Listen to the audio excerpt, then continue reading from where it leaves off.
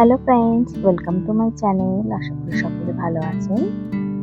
বিভিন্ন রকম শাকের মধ্যে পাট শাক কিন্তু খুবই জনপ্রিয় একটি শাক। আজকে আমি এই পাট শাকেরই বড়া রেসিপি নিয়ে হাজির হয়েছি।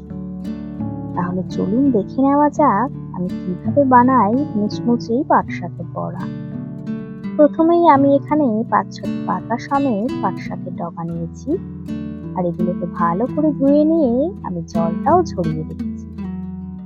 এবার একটা বোলের মধ্যে পরিমাণ মতো আতপ চাল নিলাম। চালটাকে পরিষ্কার করে জল দিয়ে ধুয়ে নেব। পরিষ্কার করে ধুয়ে নিয়ে আমি 30 মিনিট এটাকে জলে ভিজিয়ে রাখবো।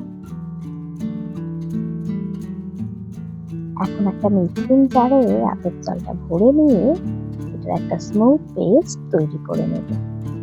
দেখুন আমাদের পেস্টটা একদম তৈরি। এবার স্বাদ মতো নুন, পরিমাণ মতো হলুদ গুঁড়ো এবং 1 চা চামচ গোলমরিচের গুঁড়ো দিয়ে ভালো করে সবকিছু মিক্স করে নেব। আপনারা অবশ্যই এখানে আতপ চালই ইউজ করবেন, তাহলে বড়াটা কিন্তু খুবই মুচমুচে হবে। দেখতেই পাচ্ছেন আমাদের ব্যাটারটা একদম রেডি।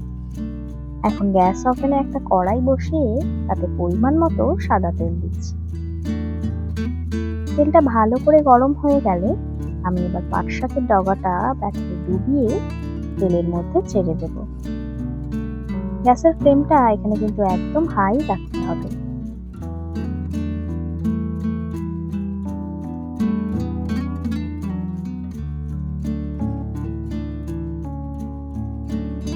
দেখতেই পাচ্ছেন বড়াগুলো একদম ব্রাউন কালার হয়ে আসছে। তো আমি এবার এগুলোকে তুলে নেব এবং বাকি বড়াগুলো আমি সেম ভাবে ভেজে নেব। আমাদের পাট শাকের বড়া কিন্তু একদম তৈরি সার্ভ করার জন্য। লাঞ্চে গরম ভাতের সঙ্গে ডাল দিয়ে এই বড়া খেতে কিন্তু খুবই ভালো লাগে। সকলে ভালো থাকবেন। ফিরে আসবো আবারও অন্য একটি রেসিপি নিয়ে। ধন্যবাদ।